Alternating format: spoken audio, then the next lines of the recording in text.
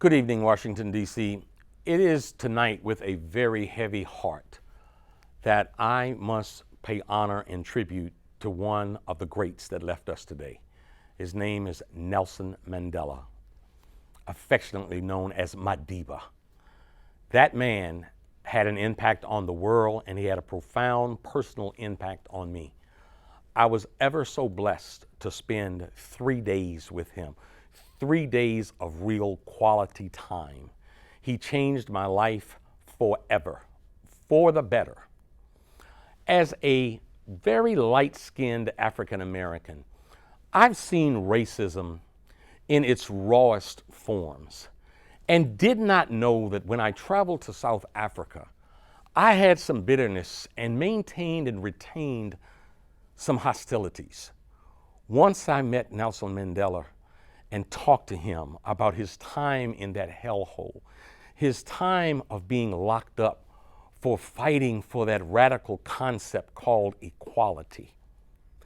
Only that was his transgression. And they took away 27 years of his life, and he came out without a trace of bitterness.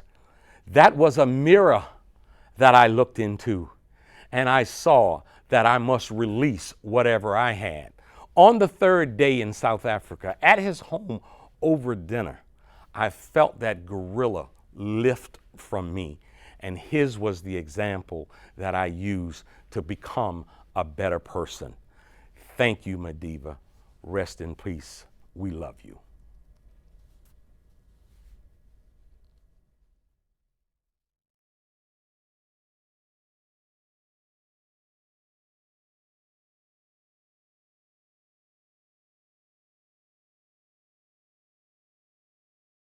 All right. Live on WHUT, Howard University Television, a special broadcast of the Newman Show. I know no better time or no better place. I don't. Yeah. For you to announce whether or not you're going to run for the next one. Y'all see how he eased that one right in there? The Newman Show. Take it away.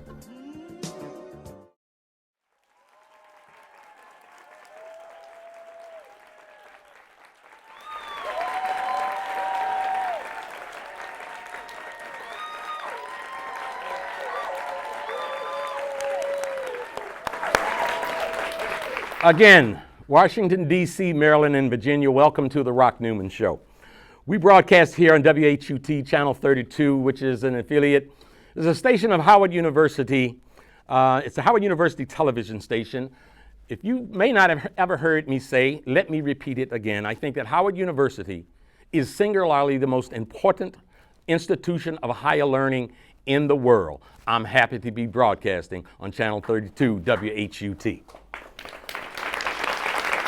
So, as we get started tonight, let me reveal a secret. I had a speech prepared and a grand entrance for our guest. I mean, it came with drum roll and all the rest, and she was going to be scheduled to walk from the back of the house to the front of the house in this sold-out studio, jam-packed to the hills.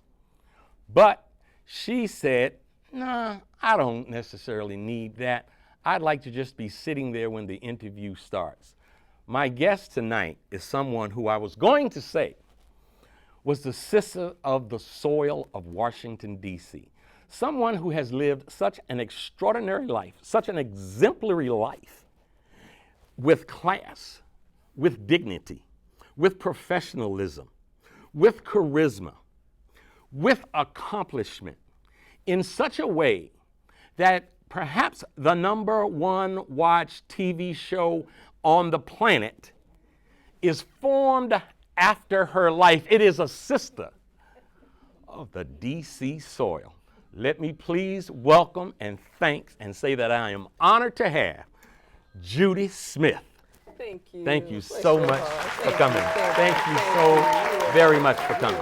Okay, let me ask you first, and I don't mean to embarrass you. I'll put you on the spot. Okay, I'm in a hot We had a seat again. grand entrance planned for you, and you didn't really want that. I think that says something about who Judy Smith is. Tell me why you didn't want it. It's not my thing.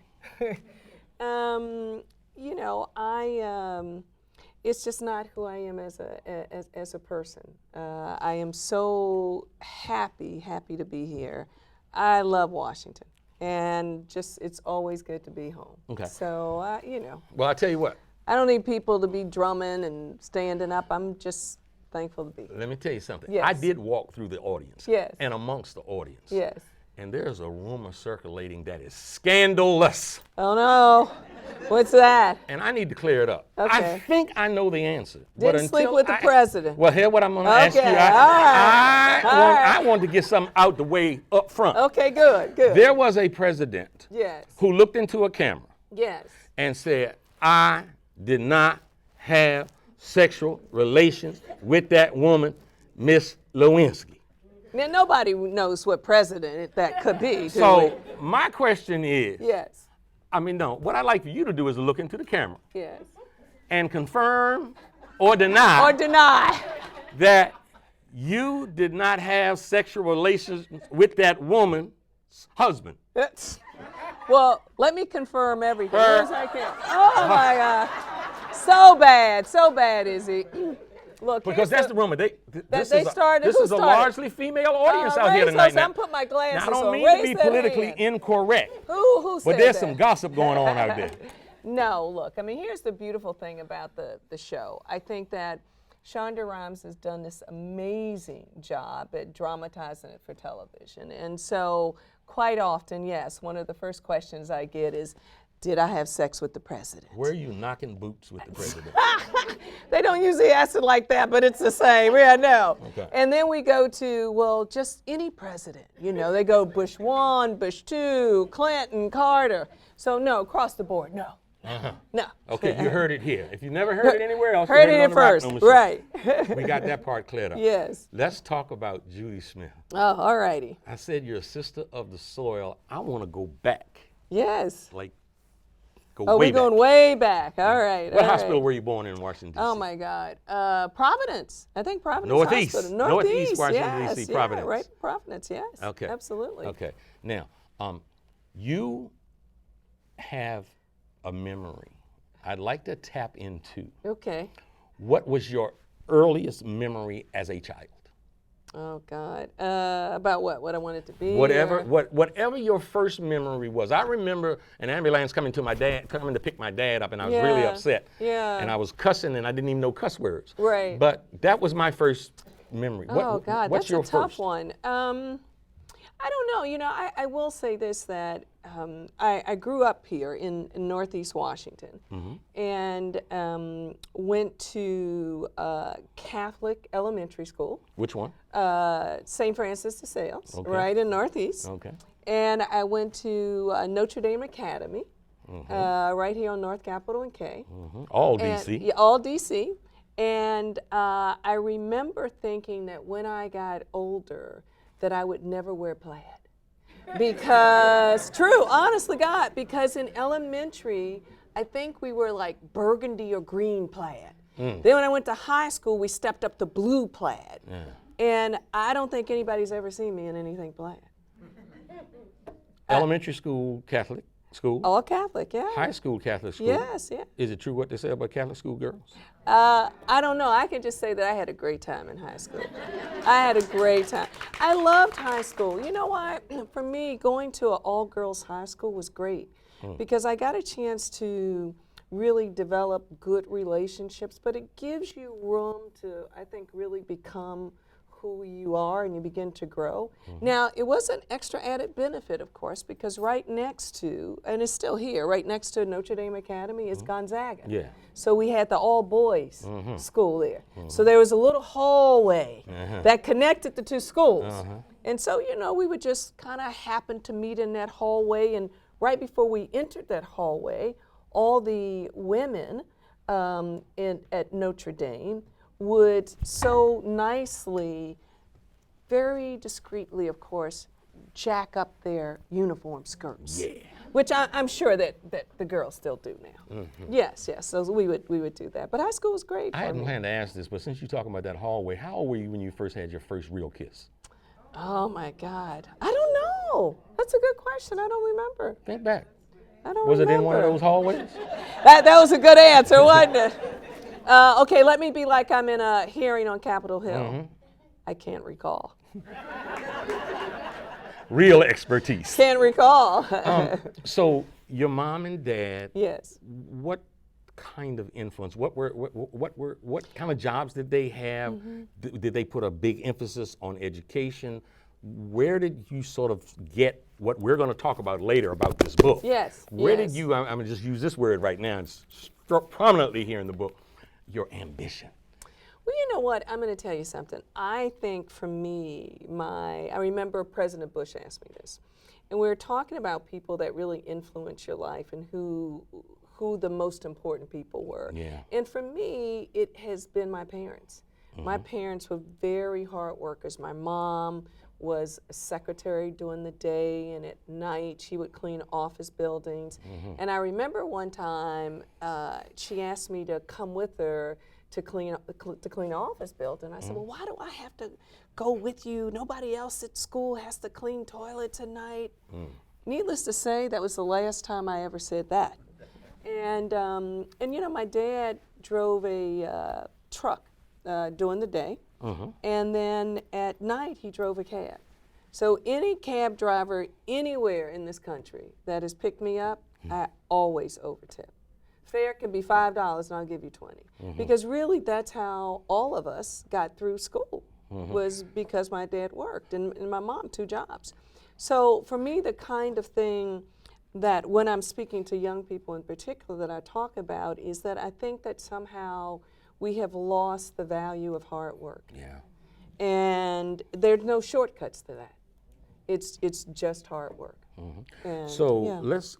So your parents, 2-parent household. Yeah. So obviously powerful, strong influence. Now, what about outside of that? Either in the community, or was there anyone that you saw on TV or in magazines or whatever that had a great influence on you? Ooh, that's another tough one. I can't say on TV, honestly, because I didn't watch that much TV growing up. I will say, because today is his passing and we were talking about it, I think people like, and there's no other person like Nelson Mandela, somebody who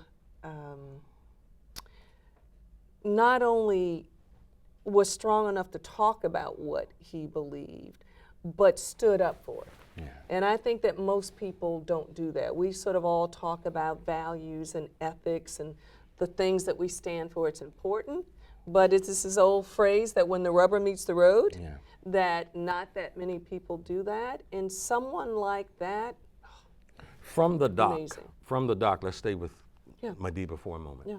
From the dock, when he was being sentenced for fighting, as I said, for that radical concept called equality, he said, I have been fighting against white domination. I have been fighting against black domination. I have been fighting for a free and democratic South Africa. It is something that I live to do, but it is also something that I am willing to die for. Yeah. And so when you talk about the rubber meeting the road, he passed today.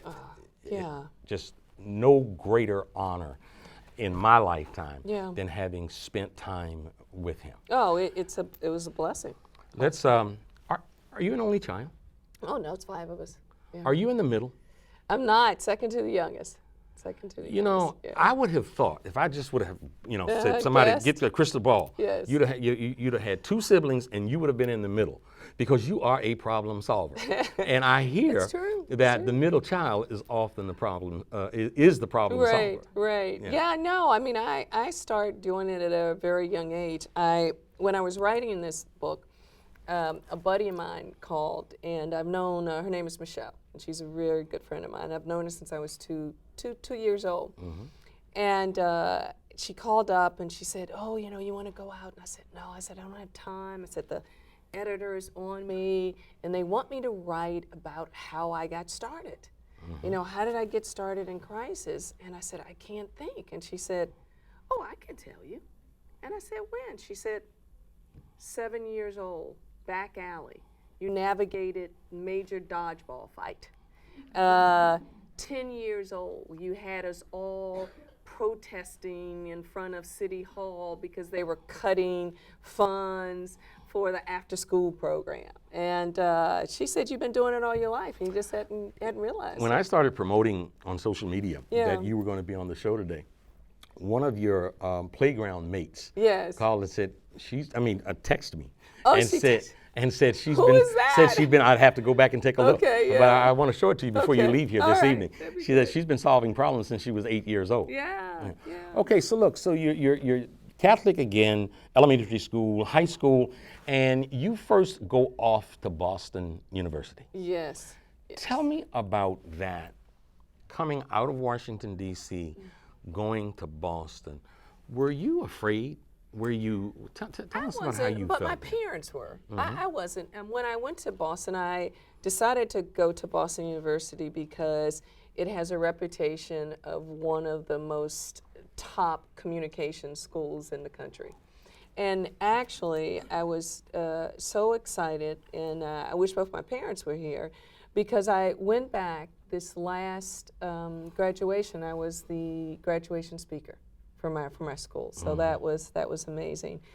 But no, you know, it was the height of racial tension there in Boston, and it was a very, very difficult time. But I have always been about hard work, and so what I always try to focus on is, what's the objective? What did I come here to do? And that was to get a good education. You know, That's what I did. I was in the middle of Boston in 1972, and I Yeah. had a very dark-skinned girlfriend at the time. Yeah. And so the people that saw me in this diner, they Right. thought that I was this white guy Yeah. that had some jungle fever before Right. Wesley Snipes and his crew had jungle fever.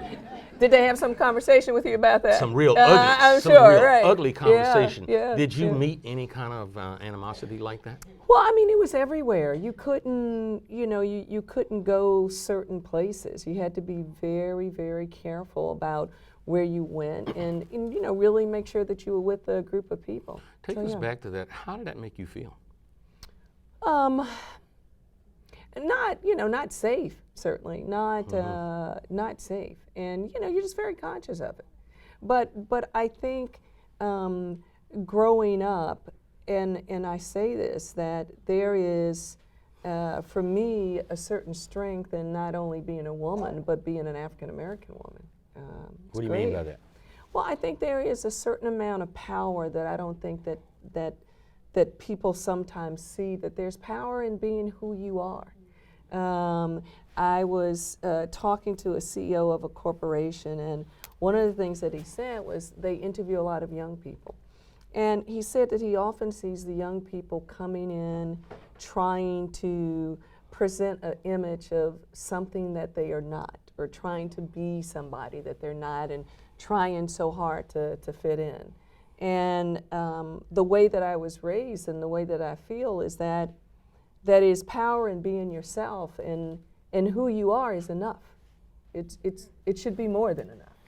You know, we have folks are tweeting us here, and they're tweeting Oh, us somebody's at tweeting. WHUT TV, and we have one. Oh, everybody's so high tech. You know what? It's so high tech, and I think I'm low tech because it hadn't come up on my screen. Oh, okay, So all let right. us let us keep going. Okay. What major milestones in your life do you attribute to your current success?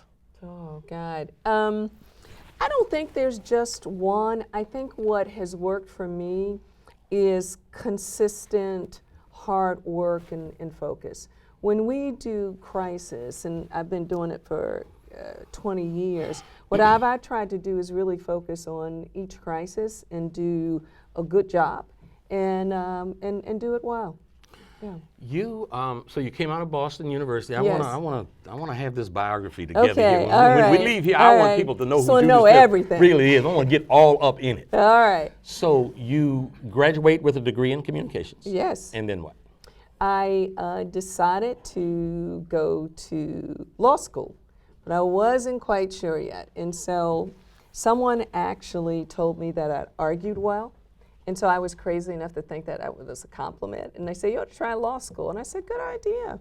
So I went right here to GW, another great school, and I got a paralegal certificate, and I said, okay, I kind of like this law thing.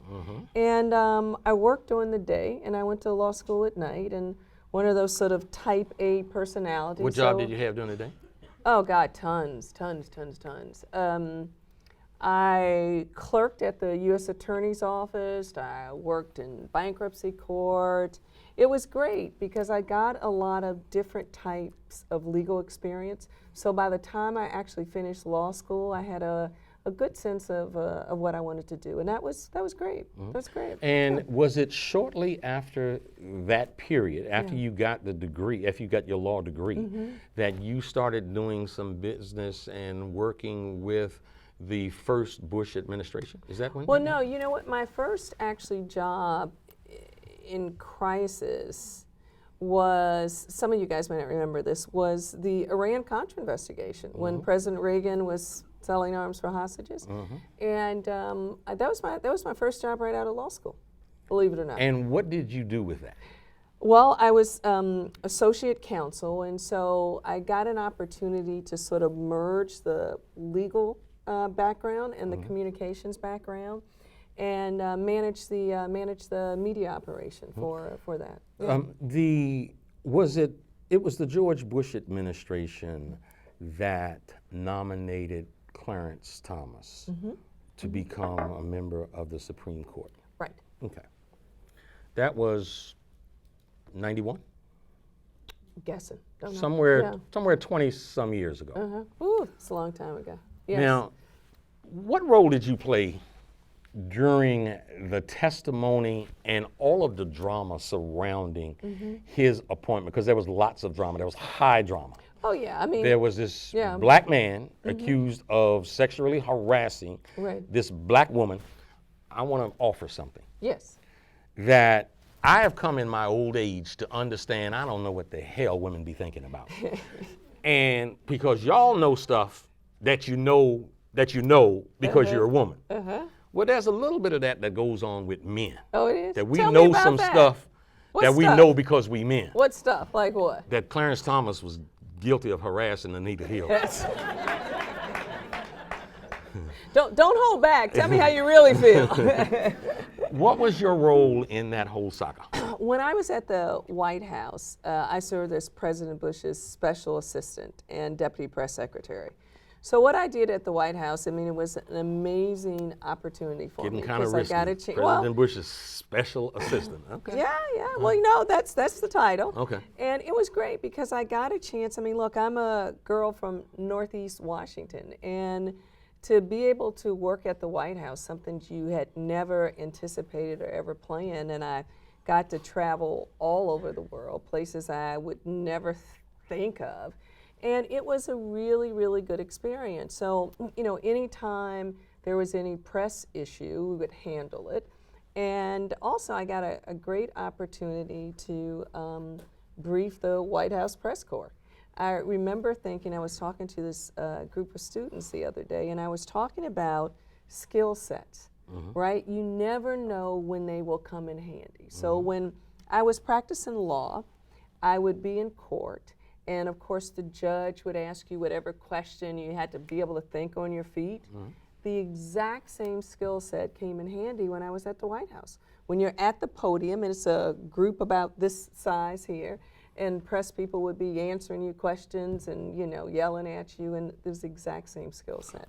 So it's a great experience working in the White House. Let's stay with that for a second. Yeah. In my opinion, again, I said, Yeah. I thought that Anita Hill was telling the truth and that he was lying. However, there was a moment in those hearings that changed everything. It seemed as if his nomination quest was going downhill. They took a break. I remember sitting in a hospital room. My mother was in the hospital. Right. And I was just riveted to the TV screen. Right. And they walked back in. And Clarence Thomas took a very affirmative position, not much that he does now. Right. He took a very affirmative position to tell Joe Biden and a whole lot of the other senators that it was a high-tech lynching. They were immobilized. No. Who came up with that strategy? I have no idea. Raise your right hand. Tell the truth, Here's- the whole here's truth, nothing but the truth. Here's the thing that's really beautiful about what I do, and it's with anything, is with clients and work that we do, we are very clear about confidentiality agreements. And the work that we do is the reason why on the wonderful show that you guys see every Thursday, which I'm hoping. Oh, we're going to talk I'm about hoping we're not going to be missing that we're tonight. We're going to talk about scandal. There's some people out here, and lots of folks out here wearing scandal T-shirts. Who watches the show? Who actually watches the show? Oh my God, that's great. That's awesome. That we make sure that the work that we do is the work that we do and remains with the client. And that's important. I'm talking about something that's dated. But It doesn't matter. It could be when I was 10. Yeah, I know. It wouldn't matter. What I'm about to do now is give props because what it did is it turned it around. That was a very bold position that Clarence Thomas took, and I think it is the position that saved his nomination. And I've always wondered where that came from, and knowing that I was going to have you here today, thinking that it might finally be revealed. I am so sorry to disappoint you. I'm just all broke up. Okay, so you have that. So my question, let me ask you this. Yes. The Judy Smith 2013, would you vigorously have worked on a similar case with a similar individual as you did 22 years ago? Would you do that today? Well, let me tell you how we take cases. So what we do, and where's Chris? Is Chris here? Chris is in the back someplace. Chris is here. So Chris has been with me for 10 years, and when we get a call from a corporation, association, or individual, whoever it is, we really weigh whether we can assist the person, whether we can help the person. We weigh the pros and cons of taking a case. Can we be successful? There's a lot that goes into it. On the show, when you guys see, it's usually Abby, our investigator, put the client up on the board and you get ready and you go. Well, we do that, but in an initial way, which is trying to weigh all those kinds of things. We're going to take a break and come back to all of that stuff. All right, sounds good. Here on the Rock Newman Show.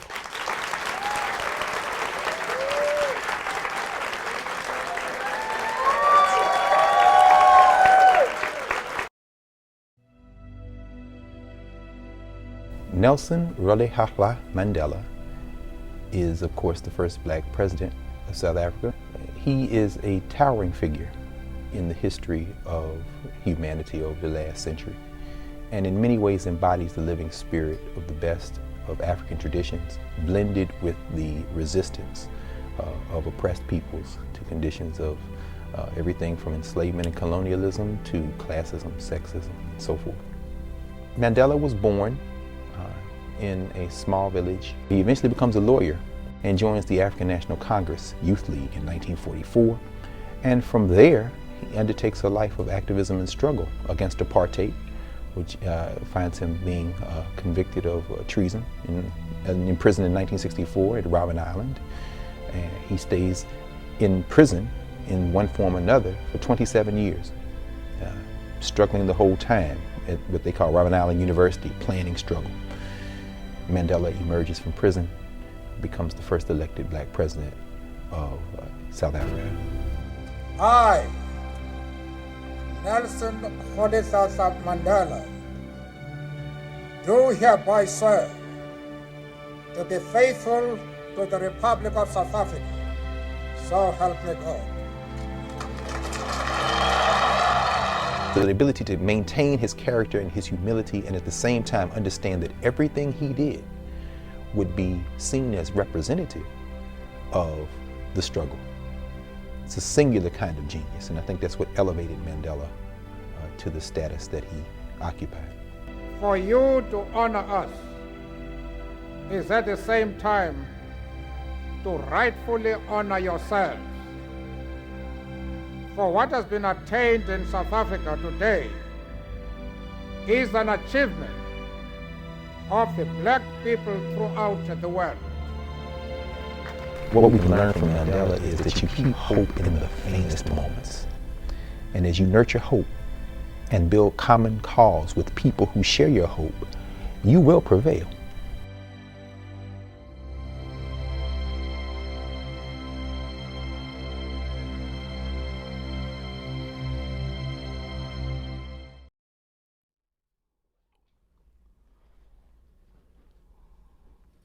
Folks, welcome back to the Rock Newman Show and our very special guest, Judy Smith. She's been called by Fortune 500 magazine the #1 fixer in all of corporate America. A woman who has, again, lived a life that has a television show sort of fashioned after the life she's lived. You know, if I wasn't on TV, I would quote what Jersey Joe Walcott used to tell me. You going to tell me offline? No, I'm going to tell you right tell me now, I said, okay. if I wasn't on TV, I'd tell you. He said, that's pissing in high cotton. Let me say, scandal. Let's first go to the book. Okay. Let's first all go to right. the book. Okay. I look in here and I see a couple of words. The first thing I just flipped to right here. Yes. Ego. That's a big one. Ego. Yes, that's a big one. There have been some accusations thrown over this way. I don't know why, but they've been thrown over here. Tell us about why you start off with ego. Yeah, I mean, what the book is about really is, because I've been doing For Crisis for 20 years, I wanted to try to write a book that took some of that knowledge in and really tried to help everyday people. And so what I tried to do was look at some of the traits that I've come across that really can lead to crisis. And there's a balance. So ego, for example. I think ego is great, just like ambition, because you have to have that to succeed. I think, though, it can become bad in the sense that it can get out of balance. So, for example, I don't know, someone like Senator Edwards, who was extremely ambitious, wanted to be president. I think ego and ambition certainly led him down a path that I'm guessing he probably wouldn't want to, take again, due to the fact that, he got indicted and tried. I mean, he did get off, and the extramarital affair, all of those kinds of things. It started, when you peel back the onion, I think, from some of those traits. Yeah. Tell me more about that. Well, I mean, ambition. It is great that we all are very ambitious, but the question is, when does it get out of whack? So if you are, let's say you're trying to get, we're just going to pick on you. Pick on me. Pick on you, all right. So you're trying to get a national TV show and a national radio show. And you're very ambitious with that, and that's a good thing. Sure. That's not bad. Right. But how far are you going to go? What are you willing to do to get there? And the kinds of things that you might do to get there, if they're not the right things, can lead you to crisis and lead you to problems. Do you think that you learned anything about men from representing Monica Lewinsky? I think I've learned a lot, not necessarily about men solely, but about men and women and human nature and people. I mean, when you think about it, if someone calls us on a crisis, whether it's a corporation or an association or individual, it is at their worst time in their life. And it is hard to sit down with a complete stranger and say, okay, yeah, I did have an affair with my secretary, and in fact, that's just not one affair, I had 10. That's hard to explain to someone who's a complete stranger. So, just to deviate to the show for a second, part of what you see, I hope what people see in the show, is that there's a woman, Olivia Pope, and Kerry Washington does an amazing job. And that person, I think, comes across as someone who is strong, who is fearless, who is at the top of her game, and she's not afraid to run from that. That's okay for her, and it's someone who is passionate about what they do, but it's also someone who is non-judgmental. And that's one of the things that I've learned in going through all of these crises that I've been through, because the truth of the matter is, when you think about it, I mean, we all make mistakes. And, you know, quite frankly, we all screw up. The only difference probably between you and I is that, you know, we don't see them on national television and we don't read them in the paper. But I am truly a big believer in forgiveness and second chances. As you were so tied at the hip with Monica Lewinsky for so long, one of the tragedies of that whole fiasco was the humiliation of Hillary Clinton. Do you have any particular thoughts about that as you were representing the lady that caused that pain? I will say this, not necessarily about the case, but I think period, that I think that when, whether you are on the woman's side or the male side, that look, whether you go through that in private or in public, that is a very tough thing to go through. Certainly, I think on the public side, obviously there are more, you know, eyes on it and more focus on it. I do think, though, that you see a trend, in particular when men are in trouble, that the women now are making decisions that are best for them and for their children, and maybe not necessarily that is in the best interest of the politician. And I think that's been a shift. Kobe Bryant gets charged with rape of a white lady in Colorado. And big scandal. Kobe goes through that entire process where he had to acknowledge what he did. Yes. And his wife ended up getting a $5 million ring and all that stuff. I remember Dick Gregory saying his wife told him, why didn't he go do something that would get her a $5 million ring. He came out on the other side, sort of unscathed, with endorsements intact. Black man, charged with raping and having to admit sexual contact with a white lady in Colorado, goes through it and comes out smelling like a rose. Judy Smith was involved. How in the hell did that happen? Well, as I said, we're not talking about any cases here. But look, I think in any crisis, there are a few things that are really important. And it is strategy, it's execution on that strategy, but it's also how you message. You know, message matters. It is timing, it is knowing the landscape. I'll give you an example. Probably before the financial collapse in the country, when everything was going to hell in a handbasket, as we say, I would probably say financial institutions would not anticipate being called up on the Hill for congressional inquiries. Now, if something happens, you need to assume that you're going to be called up. So that is sort of one element that you have to keep in mind when there's a crisis. All right, looks like we have another tweet. We got a tweet, from all right. Durasco. Was there a time in your life you could have used a fixer, and when? Ooh, Let me make a prediction. She ain't gonna answer that. You know what? This man is smart. So you should probably go to the next tweet. Are you married? I am married, 2 kids. As a matter of fact, I was talking to my son, and I was teasing him because I found out that he was using the show to pick up girls. And yes. He needed a little fixing. You know, he said it's working. Let's come back to the book. Let's come Yes. back to the book.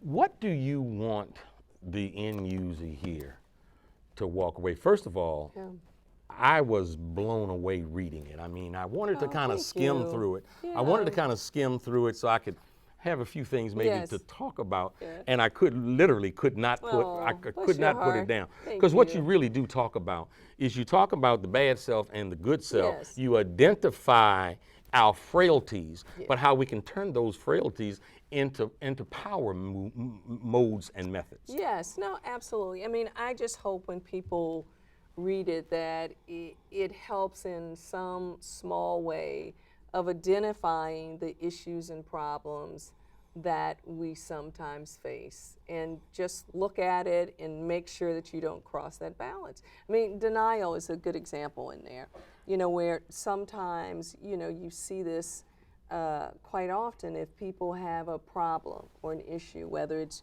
shopping too much or drugs or drinking too much, you have a tendency to deny that you have a problem that you need to address. And if you don't deal with it up front, then you're dealing with it on the back end, and that's when it's so much more difficult and so much more harder, I think. Let's talk about scandal. Scandal. Whew, You all had a right. meeting. Yes. You had a meeting scheduled with Shonda Rhimes and someone else. Yes. That I you see had- nothing secret here, huh? That was you anticipated was going to be 30 minutes, At minimum, yes. and it went 3 hours. Yeah, pretty much. Tell us about that first meeting. Yeah, I mean, it was great. I went in really just talked sought about my who out? book. I had a book agent, and she said TV would be great, and I said, oh God, people have been telling me about TV for 20 years, don't want to do that. And so I found myself meeting with Shonda Rhimes, and I think probably on her schedule, she had it down for 15, 30 minutes, and yeah, I mean, we ended up talking for hours and just really talked about why I do, what I like about it, how it works, and I think we had probably gotten to the parking lot after the meeting, and she called up and said, I got to do a show. I love it. What turned her on so much?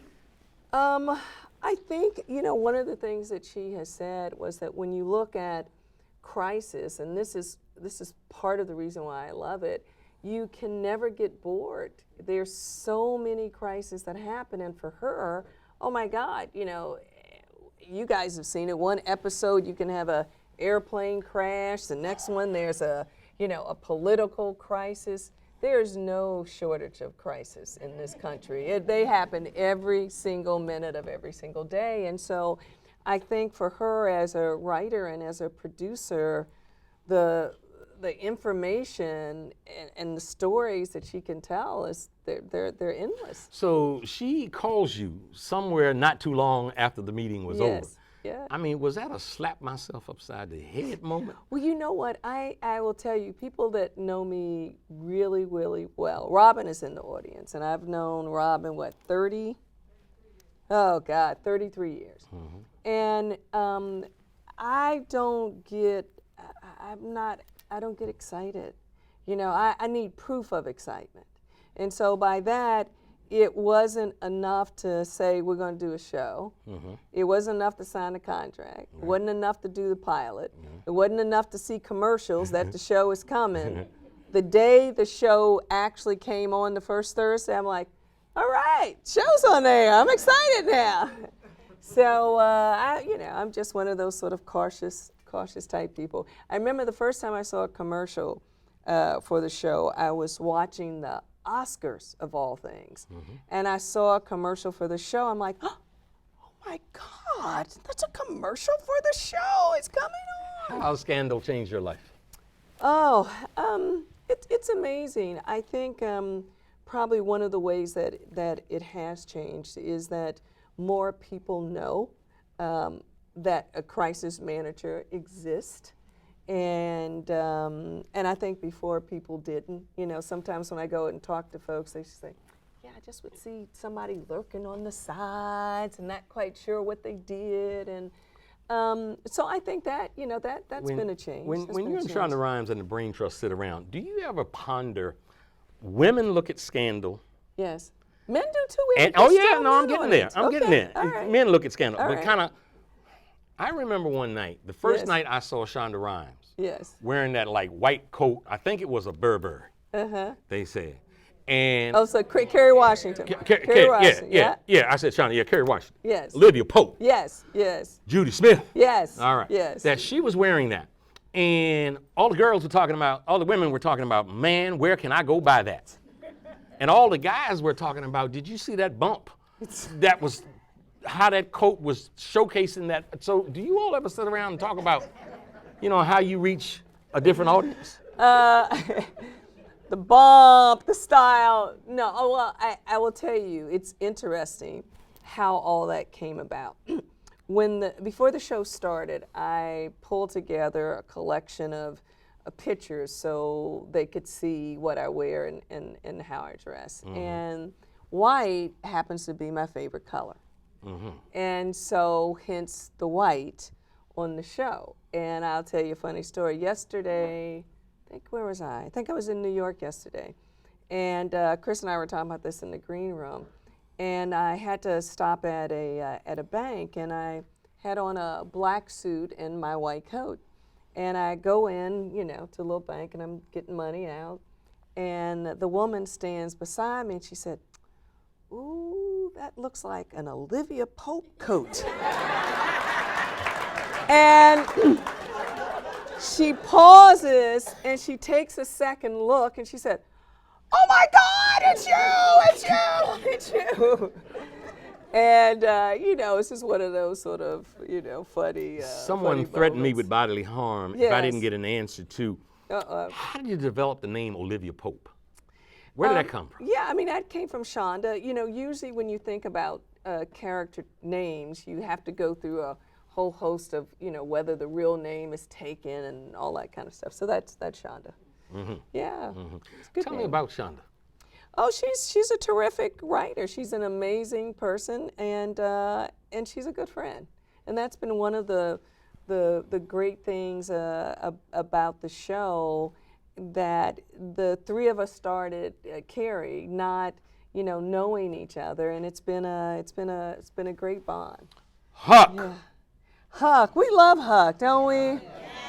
People love Huck. I know. I was know. talking to a gentleman this evening, Yes. and because we both watched the show. Right. Unapologetically. Yes. It was like, you cannot take, when Huck's on the screen, I mean, it is like drama. It is just Yes. pure drama. Huck is no joke. Now, I will say, just to clarify, that we work with a lot of investigators, but I don't really encourage them to, beat people to death to get information. Just thought I'd straighten that out. I was going to ask you if you had a Huck on your staff. Yeah, that we work with investigators, and then there is those wonderful scenes that somebody tweeted me about this. How many dead bodies have you removed? I'm like, we don't remove dead bodies from crime scenes. Every law enforcement agency would be after me.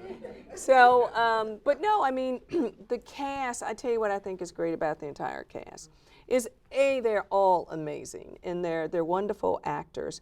But the thing that's really great about them is that it's really a family there. Everybody is so supportive and encouraging. They have fun doing what they do. It's just great. It's just a nice, easy cast. Yeah. How do you describe Olivia Pope's daddy?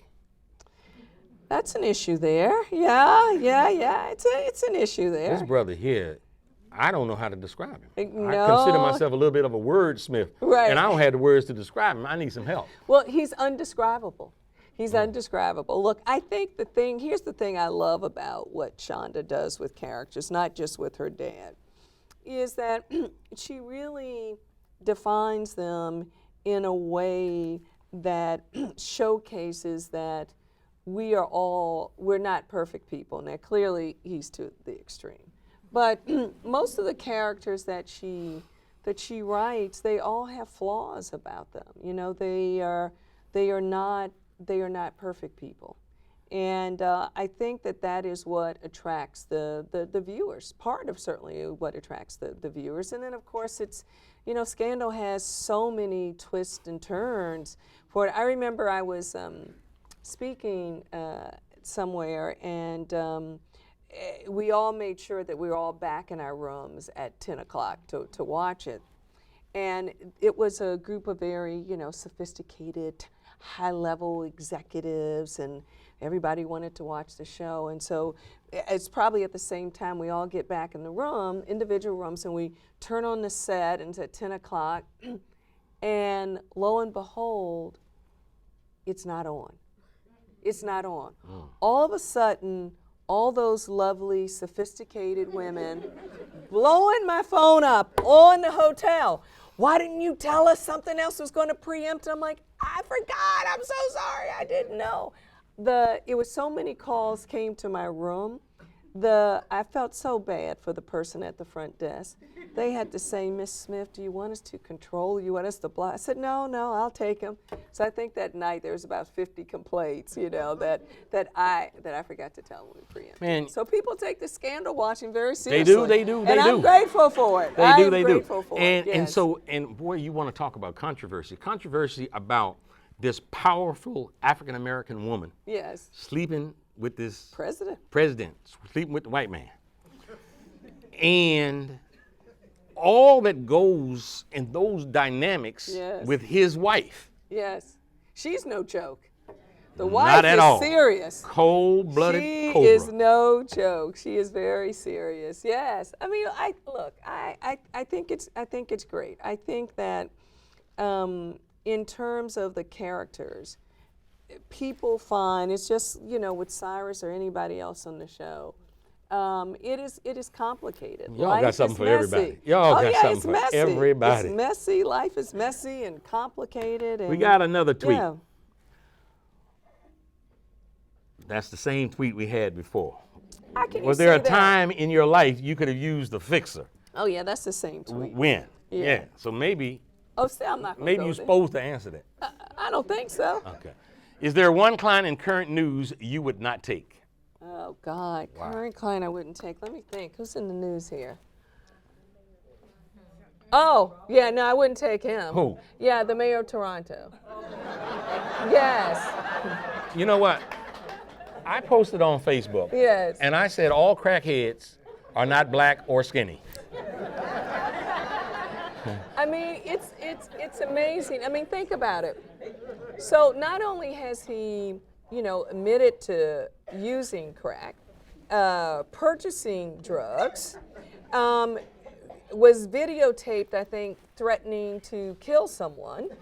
Most of his power has been taken away, and yet, we've tried a YouTube channel, I think, a radio show, a TV show. I mean, like, what's next? A comic book? I don't understand that. I don't understand that. He didn't use Marion Barry's famous phrase. No, he did not. He did not. No, he did not. We're in Washington, D.C. You're from Washington, D.C., and you were involved No. in the case where Marion Barry was paraded into court and ultimately found guilty of one, I think, of like 30-some charges. Yes. What were you doing then?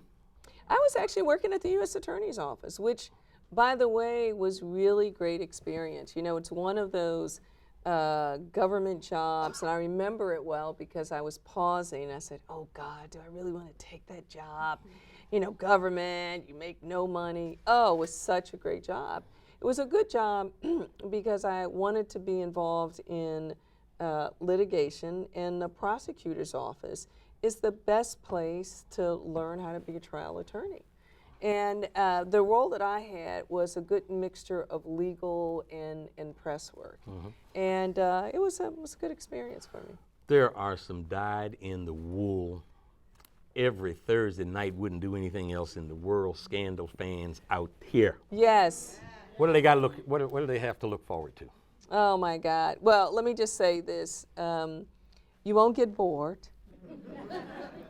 I met a woman the other day that said that she makes sure that she doesn't have to go to the restroom unless there's a commercial, because you can't miss a thing. So yes, I mean, more exciting episodes. We have romances brewing with Columbus, and we've got our First Lady. Just don't second guess her. Never underestimate her. And our Vice President, oh my God. Yes, yes, yes. These are yes. hints, right? Yeah, oh, well, I'm just saying. But I guess the most important thing, really, that I want to say to people in the audience and to everybody that is watching is just really thank you. Thank you so much for supporting this local girl from Northeast Washington. I appreciate you guys supporting it and showing up for me in ways that I couldn't even imagine. So thank you. Thank you, really. Thank you so very, very much for being on the Rock Newman Show. Thank you so much. And we'll close this out. Folks, thanks for joining us. We'll see you in the near future.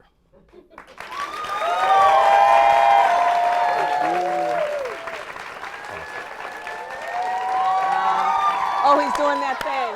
Awesome. He's doing that thing we got. Great stuff.